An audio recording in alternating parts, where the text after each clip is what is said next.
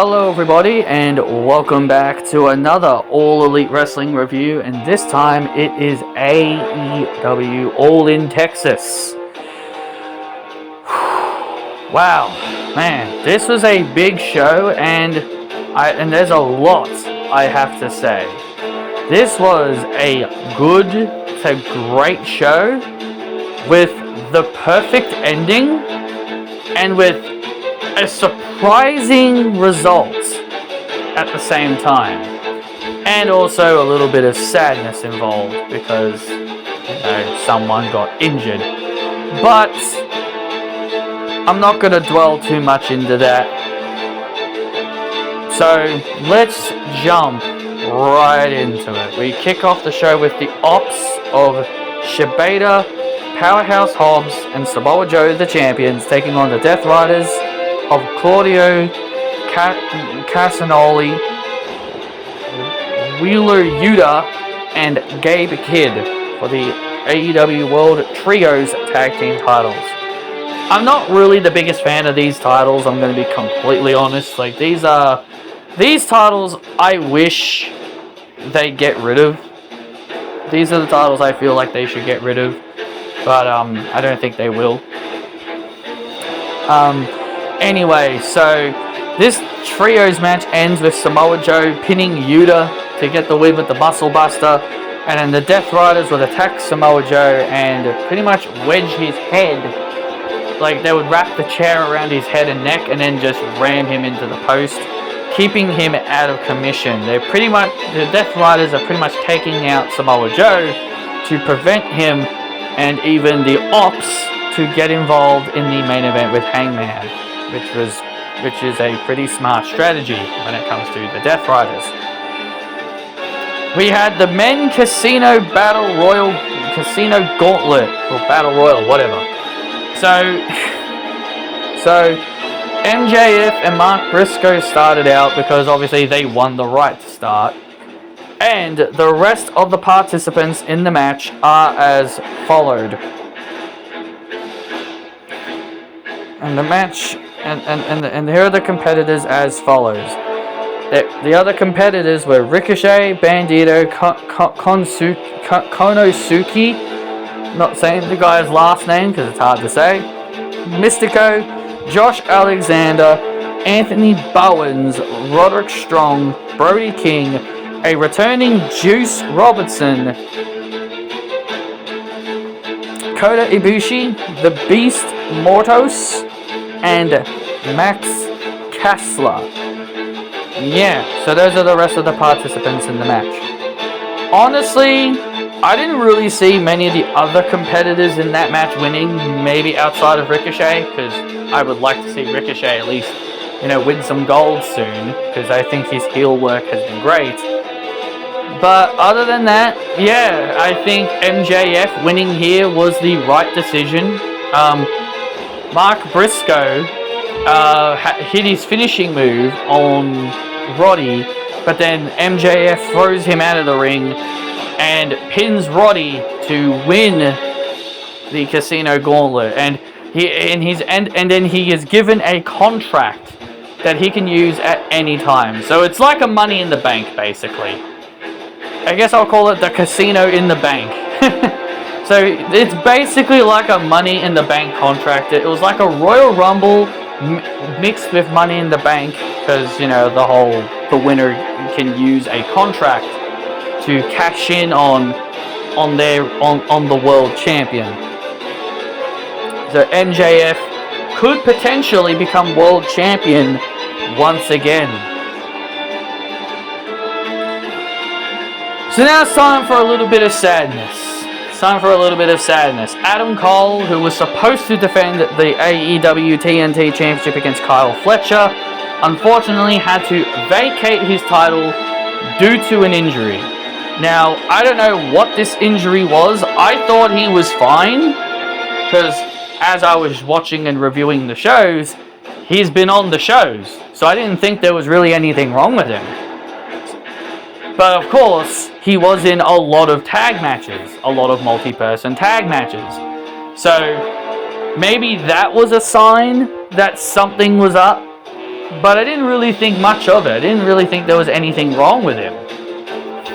But then they announced he was injured and he had to relinquish the title.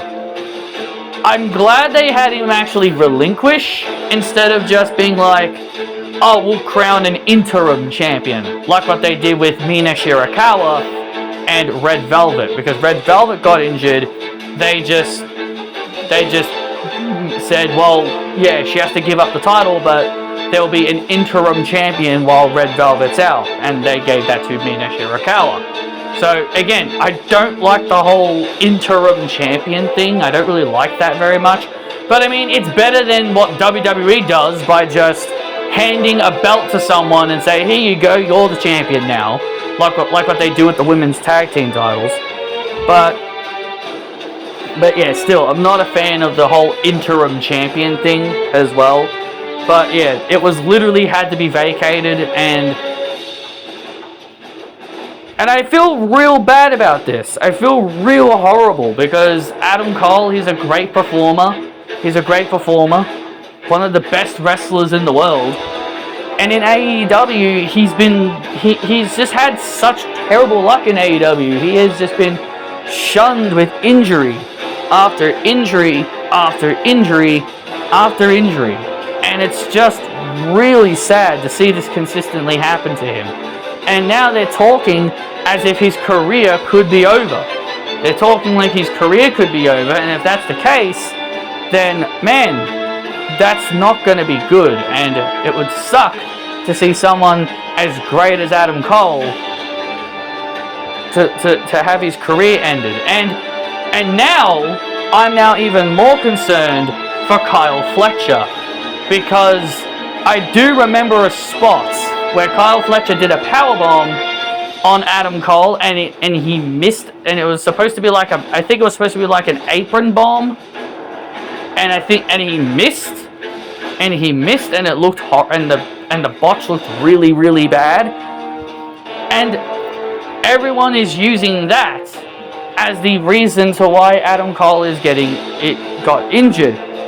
And so that is why I am now concerned for Kyle Fletcher, because one, this could affect him, where like it could affect his push, where they don't trust him anymore. And number two, we all know what the internet is like when it comes to wrestlers injuring another wrestler. Look at Kairi Sane. She accidentally injured Zoe Stark and Liv Morgan. Fans really jumped on her for what she did. Brie Bella also inadvertently injured Liv once all the way back in 2018, and how she was jumped all over for that. But that's the thing, like, injuries happen so often. Injuries have happened so often. Saraya talked about when she got injured from Mercedes, and she felt bad for Mercedes because the fans were giving her shit for it, even though it was not her fault, and she doesn't blame her for it. Like, and even, like, Saraya had the same mindset as what I have. Like, you shouldn't blame the wrestlers for when people get injured. Like, injuries happen. Like, these kinds of things happen. Like, that should be the mindset that you have. Like, these things happen. They're uncontrollable. These are uncontrollable situations. And I'm afraid now people are going to discredit Kyle Fletcher's incredible in-ring ability, and they're now going to call him a dangerous wrestler because he injured Adam Cole, if he was truly the reason behind it. And even if he was the reason behind it, he's going to get blamed for it. And I know Adam Cole, he's not going to blame it on Kyle Fletcher. I know I know he's not going to put the blame on the person he worked with that got him injured. It's only the fans that really blame the performers. I guess unless you're Bret Hart when he blamed Goldberg for his injury, but anyway. But the point is, I don't think Adam Cole's the kind of guy to be like, yeah, this guy injured me, this guy's the reason why I'm no longer wrestling. But anyway, yeah, it's sad, and I'm not the biggest fan of this. It really makes me sad. I was really looking forward to Adam Cole and Kyle Fletcher. I was really looking forward to the match. And I really wanted it to be Kyle's night. I really wanted this to be Kyle's night so he could finally be crowned champion, so then he can show the world that he is here and he is the future of All Elite Wrestling. So because his match with Adam Cole can't happen, it was changed to a fatal 4-way with Dustin Rhodes, Daniel Garcia, and Sammy Guevara and Kyle Fletcher in a fatal 4-way for the TNT title. I really hoped they were going to give the title to Kyle Fletcher, but they didn't. They gave it to Dustin Rhodes. Goldust, Cody Rhodes' older brother. I've seen some people perfectly fine with this. I've seen some people say they're fine with it. Personally, I'm not that big of a fan. Like, the oldest guy on the roster is now champion. Like, we live in a world where now these guys are now champions. Like, I know people want to appreciate them while they're around, but how many times do I see people wanting to see the elderly wrestlers who are veterans become champions now? Like, I've literally seen people want to see Trish Stratus actually beat Tiffany because for some bizarre reason people are interested in a Trish Stratus title reign in the year of 2025, and I would like to know the brain sales of these people. But I don't know, man. I was not the biggest fan of this result. It really bummed me out that I really thought this was going to be Kyle's night. So I thought it was going to be his night when I'm not going to say, I'm going to sit here and say, oh, 100% Kyle Fletcher was going to beat Adam Cole if Adam Cole wasn't injured. There's no way of knowing. There's no way of us to predict the future. There's no way we can predict, what would have happened if Adam Cole wasn't injured. Maybe Kyle was going to lose then too. It's hard to really say, but I was a bit bummed out that Kyle didn't win. I really am hoping he does eventually get his big moment where he becomes the TNT champion. But yeah, I was very bummed out with Adam Cole's injury. I was really looking forward to Kyle and Adam to have a great match against each other for the title. Whether if Kyle won or not, it was going to be a great match. It was going to be a great match. But instead, we now have Dustin Rhodes as the new AEW TNT champion. I really hope his title reign is going to be a short-lived one, like a transitional reign. So then he can be champion for about a couple of months, and then he can pass it over to Kyle Fletcher and put him over. That's what I'm hoping for, but I'm not counting on it.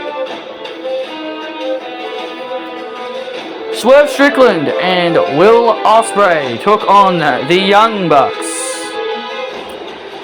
And there were two big stipulations on the line here. If the Young Bucks lost, they would be stripped of their EVP titles, and if Will Ospreay and Strickland lose, they would have not been able to challenge for the AEW World Heavyweight Championship for a full year. So, since Swerve Strickland and Will Ospreay won the match, that means the Young Bucks are no longer the EVPs. Now, I'm curious on what they're gonna do with this. Like, are they gonna do it like, oh, Will Ospreay and Swerve are now the EVPs and all that, and now they get to boss the Young Bucks around? Or is it just gonna be like, oh, it's just a title they have because that's what they were called in AEW in real life, because they called themselves EVPs from AEW and all that. So I'm very curious on like what that even means. So we'll see. Women's Casino Gauntlet. Winner gets a future shot at the AEW Women's World Championship. Chris Statlander and Megan Baynes started things off. Willow Nightingale, Ty Mello, Tekla, Julia Hart, Queen Aminata, Ring of Honor Women's World Television Champion, Interim Champion, Mina Shirakawa, Ring of Honor Women's World Champion, Athena, Thunder Rosa, and some new girl named Shuri, not sure if that's how you say it, and another new girl making her debut, Alex Windsor. I remember a friend of mine telling me she's in a relationship with Will Ospreay. I am surprised Isla Dawn did not appear. I really thought this would have been the time they could have debuted her. Now, I'm not going to sit here and say, oh, I'm disappointed that Elena Black or other people I said didn't turn up, because I was saying like I was hoping for, like Elena Black and Gigi, Priscilla, and all them. I was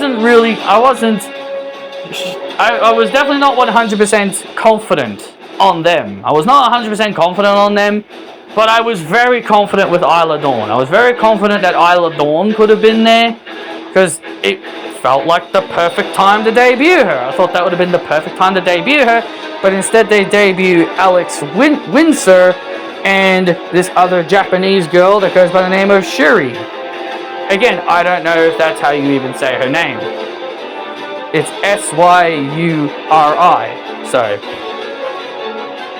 Syuri. So, Sayuri? Whatever. Doesn't matter. It doesn't matter. I'll learn her name if she's on TV more often. So, Athena wins this match.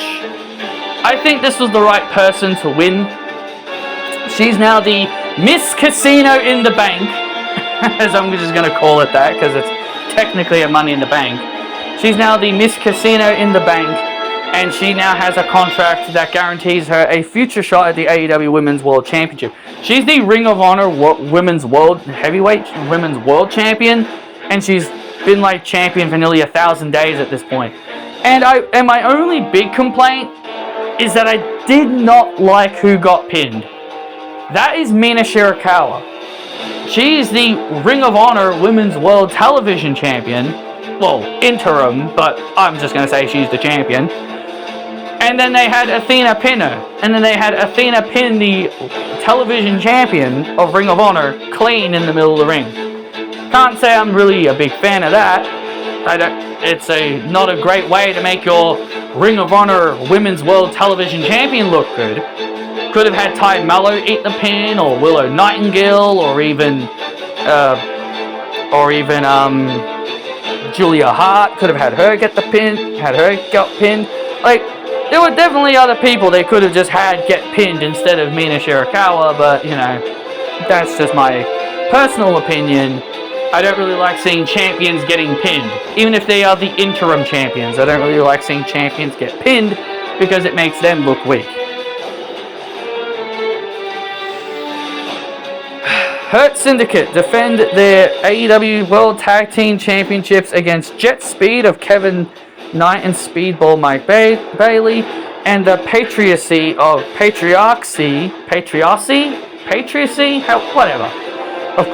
however you say it, Christian Cage and Nick Wayne. So, the only real thing about this match is, again, this was a match I really didn't care all that much about. But the big thing coming out of this match was Nick Wayne turned on Christian Cage. He turned on his daddy, because that's what they keep saying, Christian Cage is his father.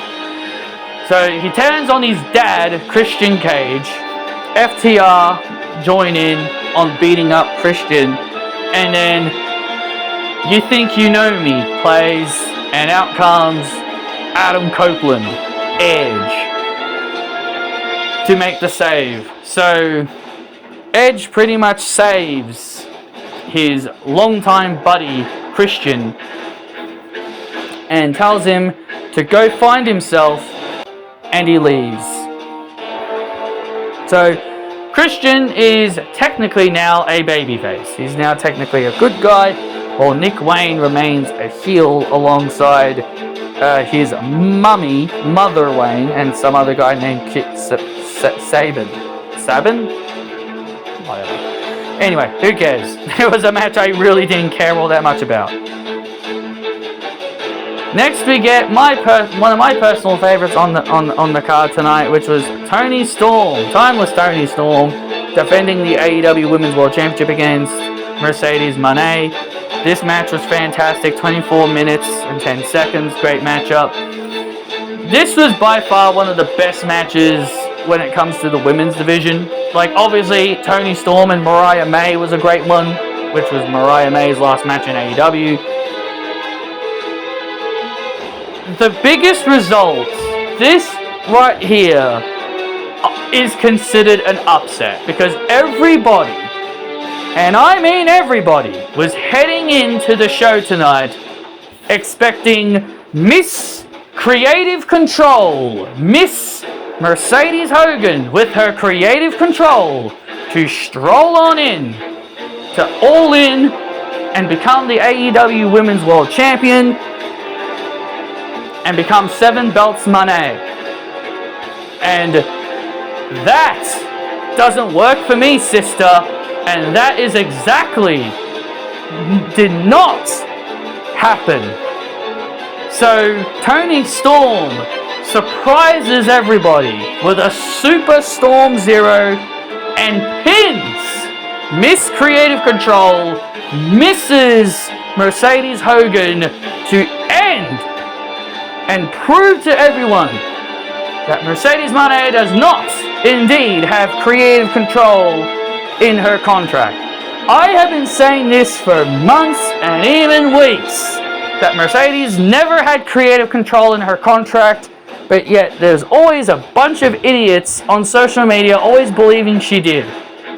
This match right here should prove to every single person who said that she had creative control, this should prove to everyone she does not have creative control. But I know that's not going to happen. I know that's not going to happen. Fans are still going to find a way to say she has creative control. Everyone's still going to say she's a Hogan. People are not going to change their opinion. I know people are still going to stay true to what they've been saying about her. This match proved it, that she does not have creative control. So every single person that says she has creative control needs to apologize to Mercedes, which I know that's not going to happen. This was a great match. I was surprised that Toni won, but I'm also happy she won. I'm surprised that Mercedes lost, but I'm also happy she lost. Reason is because it's Toni Storm. Why would you be upset that you lost to Toni Storm? Toni Storm, to me, felt like someone that Mercedes would put over. That's how I looked at it. That's how I looked at it. This was my dream match. This was the match I really wanted to see in AEW. And when I say dream match, I don't mean because I want Mercedes to win. I don't really care if she wins or loses these big matches. If these are matches I want to see, all I want is good competitive matches. And this is what I got. A really good competitive match. And Mercedes, I feel, did the right thing by proving to everyone that she doesn't have creative control and proving she is still the selfless Mercedes that she always has been during her time with WWE and elevating other people. This was her first loss in AEW. And I felt this was the perfect person to have beat her. Now, personally, it could have been saved for a younger talent that could have, won the TBS championship from Mercedes.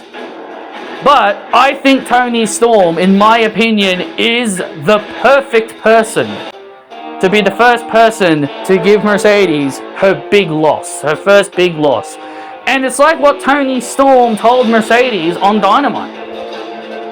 I'm not just like those other mother F word, and she's gonna choke on the biggest stage of them all. That's what Toni told Mercedes. She's gonna choke on the biggest stage of them all. And the other reason that I want to point out is that All In, the last 2 years, were in London. And I remember seeing a comment when I was watching one of the segments. I remember seeing a comment somewhere that someone mentioned that Toni Storm had not won at All In yet because the last 2 years that she was in All In, she lost. And both times they were in the UK. And I thought to myself, I was like, wait a minute, this guy is onto something. Toni lost to Saraya 2 years ago. And Saraya only won the women's world title in that show because they were in the UK. She only won for her hometown moment. Last year, they were in London. Mariah May is from London. So Toni lost to Mariah May because she's from London. This was the first All In that was not in London. And so Toni won. So this is her first win at All In. So personally, when after I saw that comment, I was like, maybe Toni could win after all. Regardless, I wouldn't have been upset regardless who won. 2 of my all-time favorites are fighting each other in that ring. So to me, I wouldn't have been too bothered with either one winning.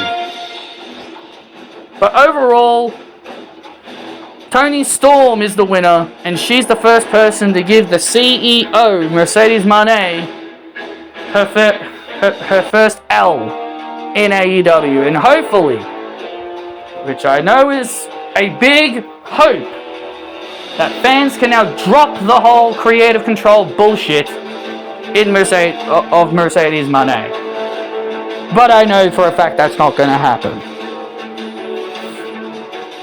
Okada and Omega, winner takes all to unify the Continental and International Championships into the inaugural AEW Unified Championship. Apparently Tony Khan said that neither title's retiring, that they're going to be they are unifying both lineage of those titles into this new title. Kind of confusing, but you know, I guess I can see where he's coming from, since both of these titles are still kind of new, I guess. But regardless, this was everything that I kind of expected it to be, because these two had big matches in New Japan, which I know, hate me, I didn't watch their matches in New Japan, but I did hear about their legendary matches in New Japan.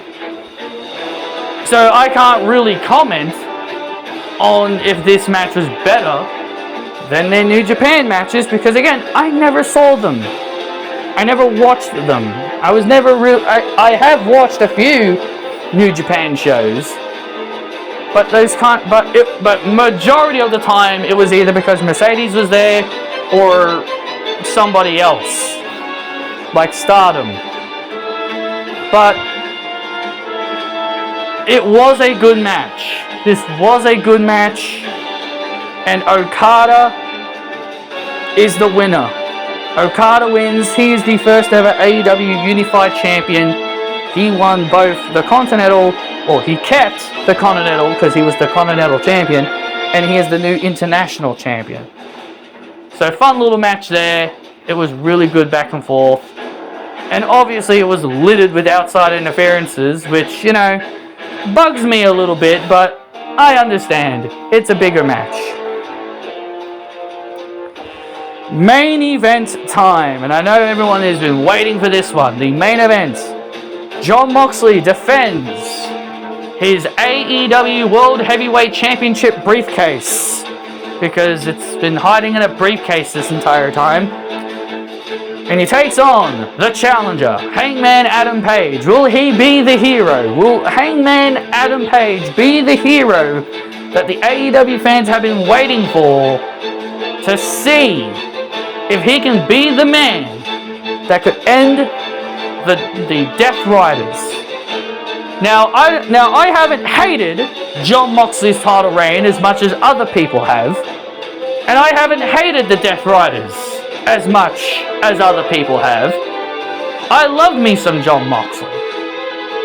He's always been one of those guys I enjoyed watching, even when he was in WWE. as Dean Ambrose. Yes, I know, he does bleed all the time, and yes, he does like doing those ridiculous, crazy spots, but that's just the kind of guy he is. So, in this match to me felt like AEW's version of a Bloodline rules match. That's what it felt like. Moxley was bleeding. Loads of interference from the Death Riders. Will Ospreay came down to try and give an assist. Daniel Bryan made his return. Bryan Danielson, he made his return to get his revenge on the Death Riders. Even Darby Allin himself came back from his little time climbing a mountain of Mount Everest to come in and make the save against Hangman to fight off the Death Riders. And even Swerve Strickland, Hangman's longtime rival, came down and even assisted Hangman. He had the chain, he gave it, he knocked out a few Death Rider members, and also the Young Bucks, because they also got involved. He passes the chain over to Hangman. Hangman uses it as a weapon. Jon Moxley lands on a bed of nails, which is cringy, but makes me cringe in pain. And then Hangman proceeds to wrap the chain around Jon Moxley's neck and proceeds to choke the ever-living life out of this man. Chokes the life out of Moxley, and for the first time ever, at least in my opinion, I think it is, because I've never seen it happen, Jon Moxley tapped out. And Hangman Page is the new AEW World Heavyweight Champion. Hangman did it. He is the man that ended the Death Riders. He became the hero of the story. This was a really, really fun, really good match. Man, those last three matches were very, very good. Like several of the matches were good. But I thought those three last matches was really damn fun for me. Absolutely beautiful. This was a good show. I have my fair share of complaints, which, didn't care for the Fatal 4-Way, which again, I was bummed out that Kyle didn't win. The trio tag was a pass for me. Didn't really care all that much. The Casino Battle Royals were fine, and I also didn't really care all that much for the tag titles. And look, all it really mattered was the return of Edge.